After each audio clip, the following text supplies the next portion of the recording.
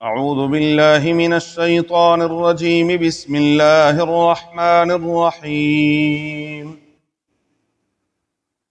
قل تعالوا أتل ما حرم ربكم عليكم ألا تشركوا به شيئا وبالوالدين إحسانا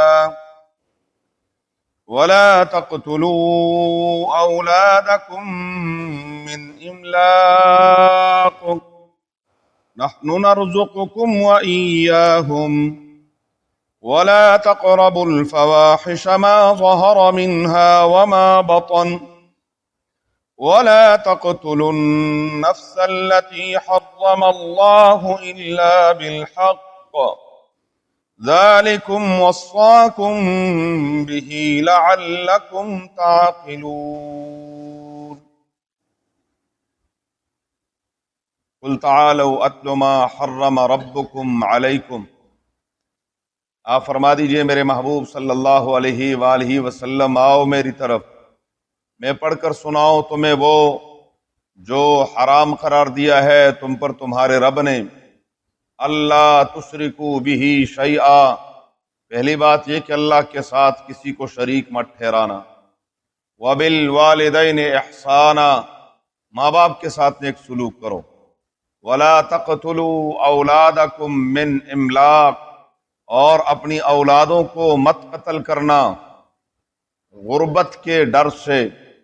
نحن نرزقکم وإیاہم، ہم تمہیں بھی روزی دیتے ہیں اور ان کو بھی دیتے ہیں۔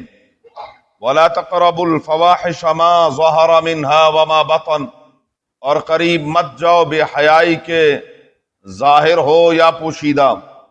ولا تقتلوا النفس التي حرم اللہ الا بالحق، اور اس نفس کو قتل مت کرو جس کو اللہ نے حرام قرار دیا ہے مگر حق کے ساتھ۔ ذالکم وصاکم بہ لعلکم تعقلون، اس کا تمہیں تاکیدی حکم دیا جاتا ہے تاکہ تم سمجھ جاؤ۔ قل تعالوا اتل ما حرم ربکم علیکم، سورہ انعام کی آیت نمبر 151 ہے۔ ان آیات میں اللہ تبارک و تعالی نے 10 اصول بیان فرمائے ہیں۔ ان میں سے پہلی بات یہ تھی عقیدے سے متعلق، اللہ تشرکوا بہ شیئا، اس سے متعلق تفصیل گزر چکی ہے۔ دوسری بات تھی وحدہ لا شریک نے فرمایا وبالوالدین احسانا، ماں باپ کے ساتھ ایک سلوک کرو، اس بارے میں بھی مختصر تفسیر ہم پہلے کر چکے ہیں۔ اور تیسری بات ہے کہ وَلَا تَقْتُلُوا أَوْلَادَكُمْ مِنْ إِمْلَاقٍ، جہاں اللہ رب العزت نے والدین کے حقوق کا ذکر کیا ہے تو وہاں پر شریعت مطہرہ میں اولاد کے بھی حقوق ہیں۔ تو اولاد کے حقوق سے متعلق تھوڑی سی بات میں نے کل عرض کی تھی، اور انشاءاللہ کوشش کریں گے کہ آج اس کو مکمل کریں۔ اولاد کے حقوق میں پہلی بات، سب سے پہلا مرحلہ یہ ہے کہ اچھی جگہ پر رشتہ ڈھونڈا جائے تاکہ آگے اس سے جو نسل چلے تو وہ پاکیزہ ہو اور صاف ستھری نسل ہو، اور ماں کی گود سے بچے کی پرورش شروع ہو تو اچھی پرورش شروع ہو۔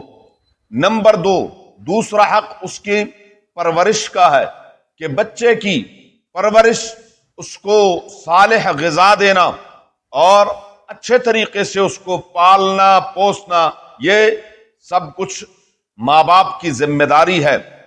حق زندگی، عرب میں یہ ایک دستور تھا، عرب قبائل کے مختلف دستور تھے، مختلف طریقے تھے بچوں کو قتل کرنے کے۔ ایک یہ تھا کہ میں صرف اور صرف 2 بچوں کو، 4 کو، 10 کو، 5 کو پال سکتا ہوں، اس سے زیادہ نہیں۔ اگر کوئی بچہ ہو گیا تو اس کو قتل کر دو، نعوذ باللہ من ذالک۔ ایک تصور یہ تھا کہ اگر مجھے اللہ تعالیٰ نے 10 بیٹے دے دیے تو 10واں بیٹا میں اپنے فلاں بت کے نام پر ذبح کر دوں گا، یہ تصور بھی تھا۔ تیسرا تصور عرب قبائل میں، بعض قبائل میں، سب عرب ایسے نہیں تھے، عرب کے بعض قبائل میں یہ تصور تھا کہ اگر بیٹا ہو گیا تو بہت اچھی بات ہے، لیکن اگر بیٹی پیدا ہوئی تو اس کو زندہ درگور کر دینا ہے۔ بیت اللہ شریف کے سامنے جبل عمر کے ساتھ باقاعدہ اب بھی وہ جگہ موجود ہے، ایک چھوٹی سی جگہ جہاں پر وہ بچوں کو دفنایا کرتے تھے، زندہ درگور کیا کرتے تھے۔ تو قرآن کریم میں اس کے بارے میں بھی تفصیلات موجود ہیں کہ اگر کسی کو اذا بشر احدهم بالانثى ظل وجهه مسودا وهو كظيم، اگر کسی کو بتا دیا جاتا کہ آپ کے ہاں بیٹی کی ولادت ہوئی ہے تو ظل وجهه، اس کا چہرہ یہ کالا سیاہ ہو جاتا تھا، اور وہ کظیم، غصے سے بھرا ہوا ہوتا تھا، یتوارا من القوم، لوگوں سے چھپ چھپا کے پھر رہا ہوتا تھا، ایمسکہ علی ہون ام یدسہ فی التراب الا ساء ما یحکمون، یا تو لوگوں کی باتیں سن کر، اور نعوذ باللہ تصور یہ تھا کہ اب میرے ہاں بھی کوئی رشتہ لے کر آئے گا اور میرا بھی کوئی داماد ہوگا، اور بدبخت تو بھی تو کسی کا داماد ہے، تیرا باپ بھی کسی کا داماد تھا، لیکن عجیب ایک جہالت تھی، تو وہ ایمسکہ علی ہون، ذلت برداشت کر کے اس بچی کو رکھ لیا جائے، ام یدسہ فی التراب، یا اس کو مٹی میں گاڑ دیا جائے زندہ، نعوذ باللہ من ذالک۔ اس قسم کے تصورات تھے، عجیب و غریب قسم کے حالات اور واقعات سے تاریخ بھری پڑی ہے، جن میں اس طرح کے لوگ خود اپنے حالات بیان کیا کرتے تھے کہ میں نے اپنے بچی کے ساتھ یوں کیا اور یوں کیا اور ایسا ہوا اور ایسا ہوا۔ بِأَيِّ ذَنبٍ قُتِلَتْ وَإِذَا الْمَوْءُودَةُ سُئِلَتْ بِأَيِّ ذَنبٍ قُتِلَتْ، یہ بچیاں باقاعدہ قیامت کے دن سوال اٹھائیں گی، بِأَيِّ ذَنبٍ قُتِلَتْ، ہمیں کس گناہ کی پاداش میں قتل کیا؟ ہم تو معصومہ تھی، ابھی تو اللہ کا حق بھی ان کے ذمہ نہیں تھا، اور یہ بدبخت ان کو قتل کرتے تھے۔ تو یہ مختلف تصورات تھے، اس لیے حق یہ ہے ماں باپ پر کہ ان بچوں کو کیا کیا ہے، ان کی تربیت کی جائے۔ نبی کریم صلی اللہ علیہ وآلہ وسلم کے ارشاد گرامی ہے بچوں کے حوالے سے خاص طور پر، کیونکہ وہ معاشرہ ایسا تھا، من عال جاریتین، جس نے 2 بچوں کی کفالت کی وہ جنت میں میرے ساتھ ایسے ہوگا۔ جی جاریتین کا ہے، ہم بھی، ہمارے ہاں بھی صورتحال ان جو حالات سے کم نہیں ہے، بچی پیدا ہو تو چہرہ یوں ہو جاتا، اور جب بیٹا پیدا ہو تو پھر ہم پٹھان تو کیا کرتے ہیں، ساری دنیا کو خبر کرتے ہیں، باقاعدہ فائرنگ ہوتی ہے کہ جی بیٹا پیدا ہو گیا ہے، بیٹا دے دیا اللہ تعالیٰ نے۔ بیٹا اور بیٹی دونوں اللہ تعالیٰ کی عظیم نعمتیں ہیں، شکر کرنا چاہیے۔ اگر اللہ تعالیٰ لولا لنگڑا دے دے، ہاں پھر کیا کرو گے، شل دے دے، گونگا دے دے، کیا کر سکتے ہو؟ ہے کسی کے، نعوذ باللہ، اگر اس کا چہرہ مسخ ہوا ہو کیا کر لو گے؟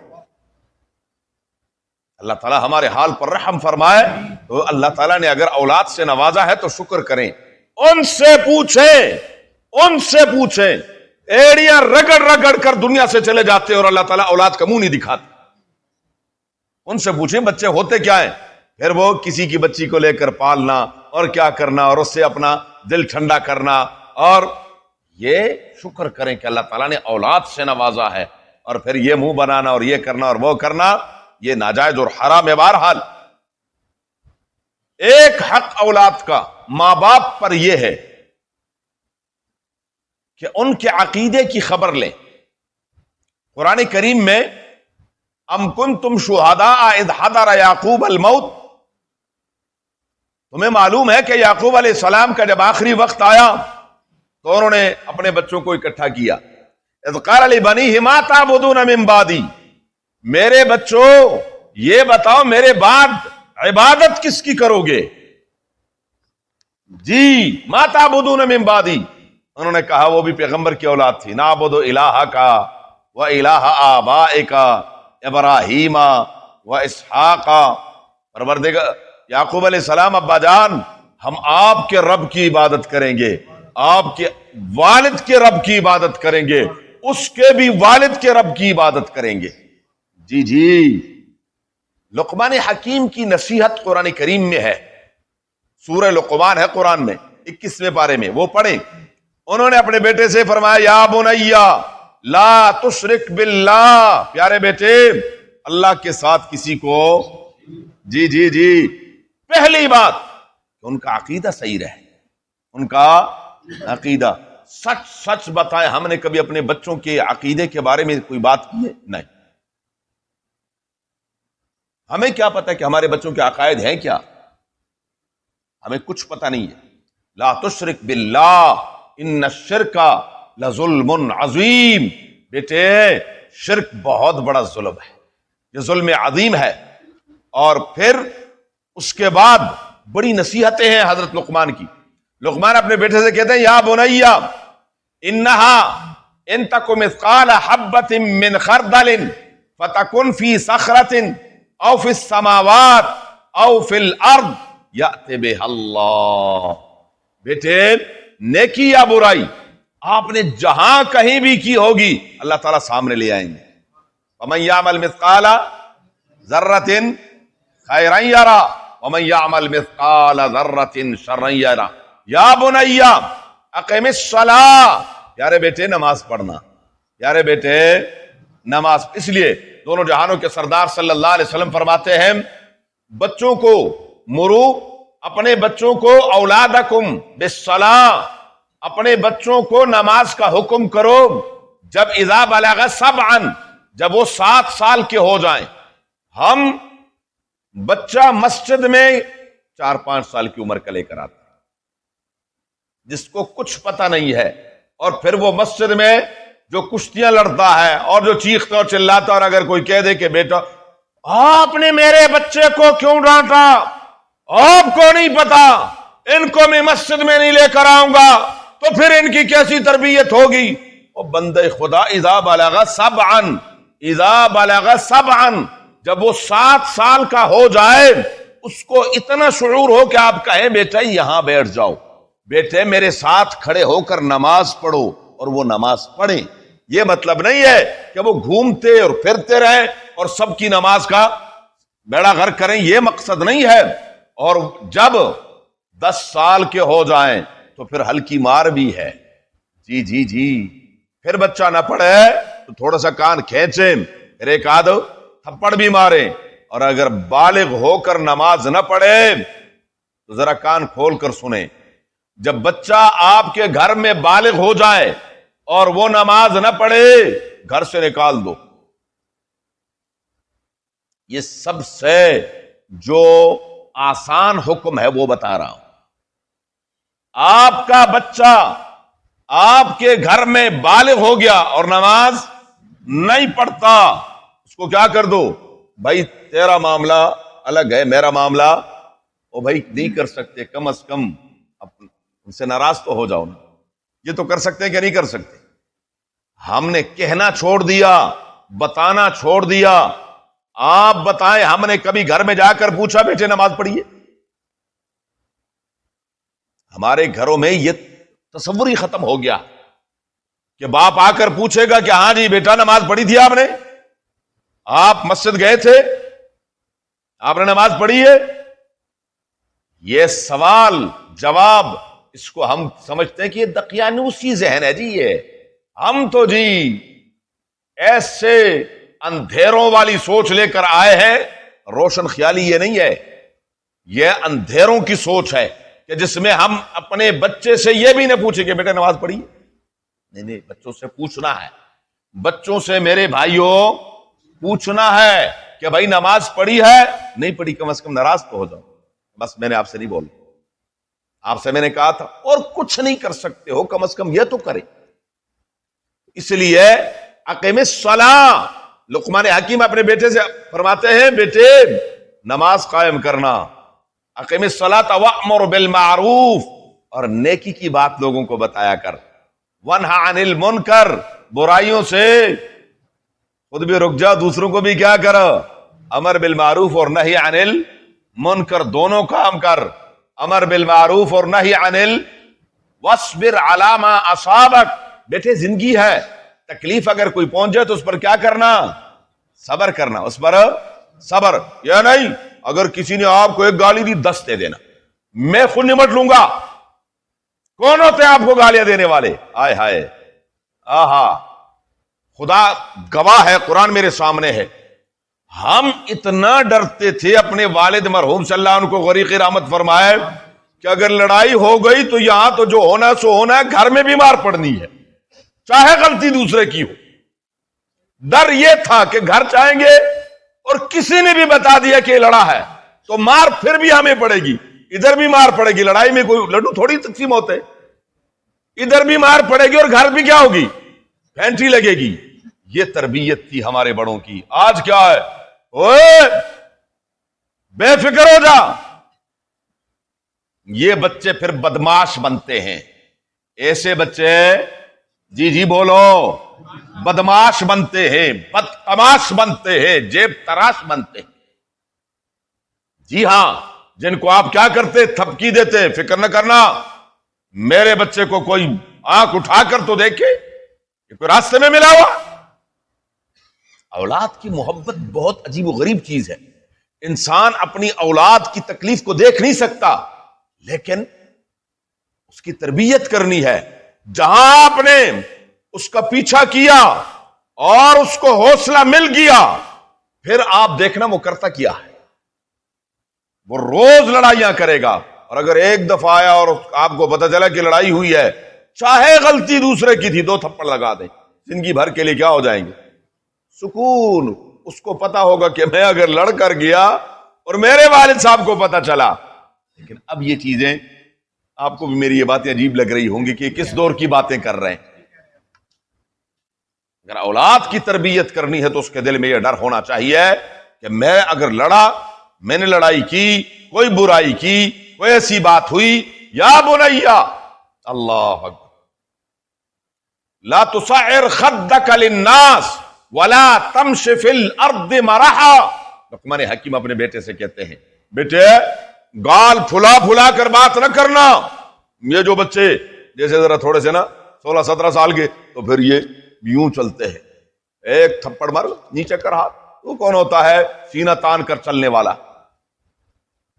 بچے پھر تھوڑا سا نا یوں، اور ابا دیکھ کر خوش ہو رہا ہے، ماشاء اللہ جی بچے نے سینہ نکال لیا ہے، ذرا تھوڑا سینہ چوڑا ہو گیا میرے بچے کا۔ نہیں نہیں نہیں نہیں، وَلَا تَمْشِ فِي الْأَرْضِ مَرَحًا، زمین میں تکبر سے نہ چلنا، جی وَلَا تَمْشِ فِي الْأَرْضِ مَرَحًا۔ اور یہی اللہ تعالیٰ فرماتے وَلَا تَمْشِ فِي الْأَرْضِ مَرَحًا إِنَّكَ لَن تَخْرِقَ الْأَرْضَ وَلَن تَبْلُغَ الْجِبَالَ طُولًا۔ بندے یہ جو تو یوں چل رہا ہے، نہ زمین پھاڑ سکتا ہے، نہ آپ پہاڑوں سے اوپر ہو سکتے ہو، اتنا سا تو ہے، اور چلتا کیسے ہے؟ اکڑ دکھا کر رب العالمین کے سامنے نہیں ہونا چاہیے۔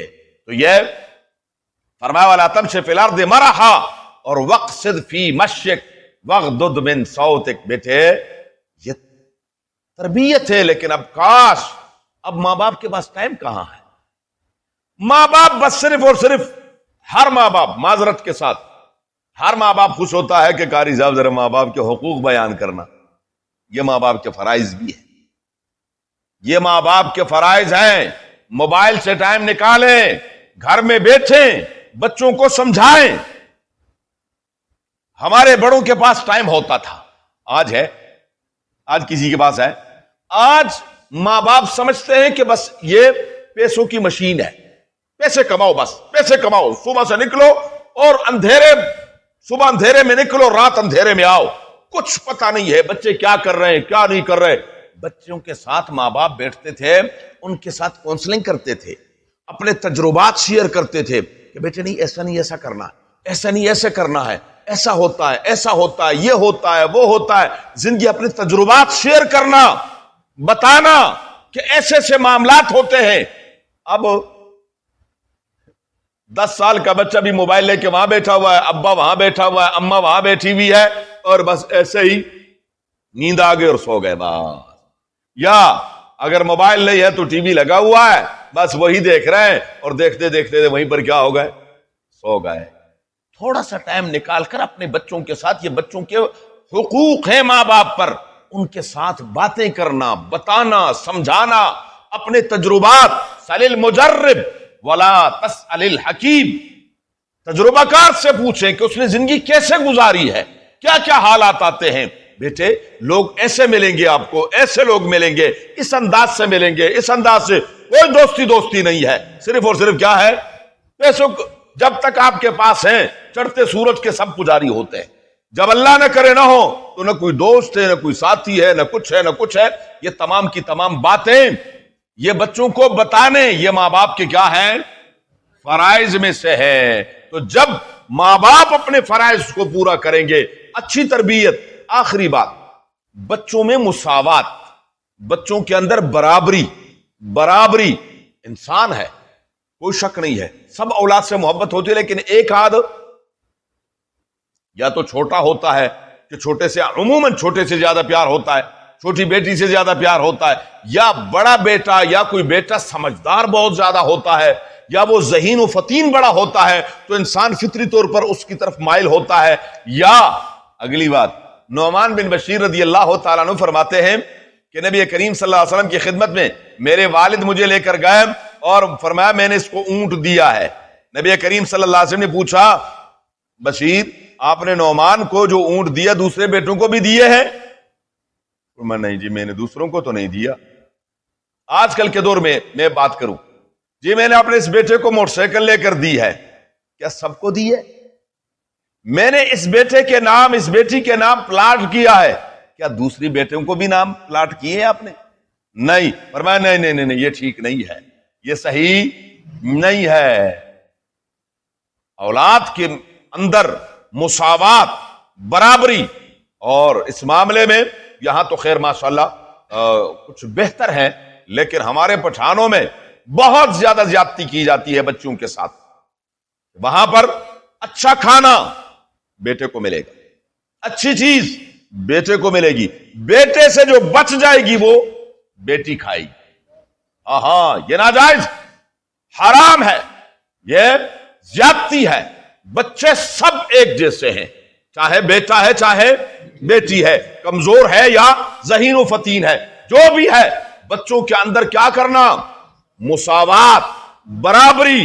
ایک بچہ تیز ہے، وہ کہیں ایسا نہ ہو جائے کہ سب کچھ پر کیا ہے اور آپ کو اندازہ بھی نہ ہو اور آپ بھی اس کے ہاں میں ہاں ملا رہے ہیں۔ ایک بچہ آپ کی خوشامد کر رہا ہے یا آپ کی ایسی وہ کر رہا ہے کہ اس سے وہ کسی نہ کسی طریقے سے، ان تمام چیزوں کا یہ ماں باپ کے اوپر فرض ہے کہ وہ اپنے بچوں کے درمیان مساوات۔ ہم کیا کرتے ہیں جی اپنی زندگی میں، ہم نے جی ماشاءاللہ اپنی زندگی میں اپنے بیٹوں کے نام مکان لگا دیا ہے، تو یہ بیٹیاں جو ہے یہ راستے میں ملی ہوئی تھی آپ کو، ان کے بھی حقوق ہیں، ان کو بھی حق دے دو، مساوات۔ کہیں قیامت کے دن ان کا ہاتھ میرا اور آپ کا جی گریبان نہ ہو، پاؤں ہمارے آدھے قبر میں ہوتے ہیں لیکن پھر بھی اللہ کا خوف نہیں ہوتا، پھر بھی جاتے ہوئے یہ حرکتیں کر کے جاتے ہیں کہ الامان والحفیظ، الامان والحفیظ۔ حضرت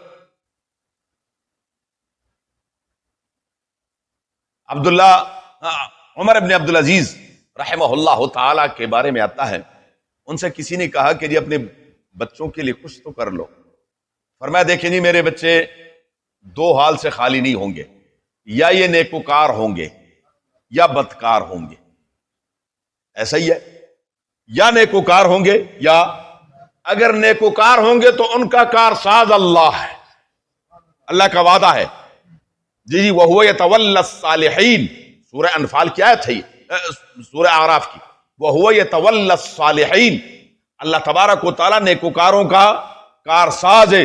فرمایا جن کا کارساز وہ ہے تو پھر مجھے کیا ضرورت، اور اگر بدکار ہوں تو ان کے لیے چھوڑ کر جاؤں جو یہ بدکاریاں کرتے رہے اور وہاں قبر میں فرشتے میری خبر لے۔ کچھ سمجھ آئی بات؟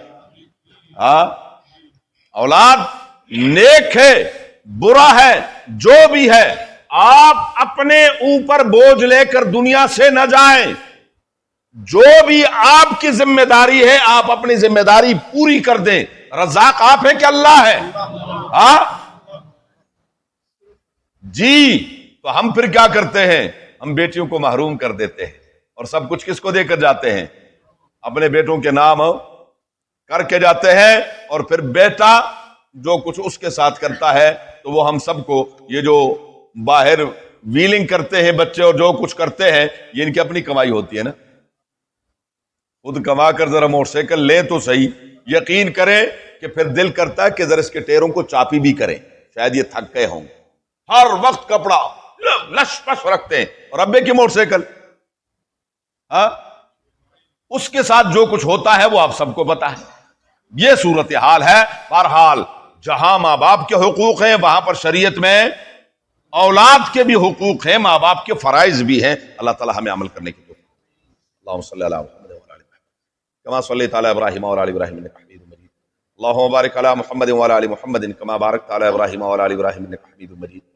اللہم ارحمنا بالقرآن العظیم، اللہم ارحمنا بالقرآن العظیم، اللہم ارحمنا بالقرآن العظیم واجعلہ لنا اماما ونورا وہدی ورحمتا یا رب العالمین. اللہم ذکرنا منہ ما نسینا وعلمنا منہ ما جہلنا وارزقنا تلاوتہ آناء اللیل واطراف النہار واجعلہ لنا حجتا یا رب العالمین. اللہم نور قلوبنا بالقرآن وزین اخلاقنا بالقرآن ونجنا من النار بالقرآن وادخلنا الجنة بالقرآن. اللہم حصل مرادنا ويسر امورنا بجاہ حبیبک المصطفى ونبیک المرتضى صلی اللہ علیہ وآلہ واصحابہ اجمعین برحمتک یا ارحم الراحمین. جزاکم اللہ.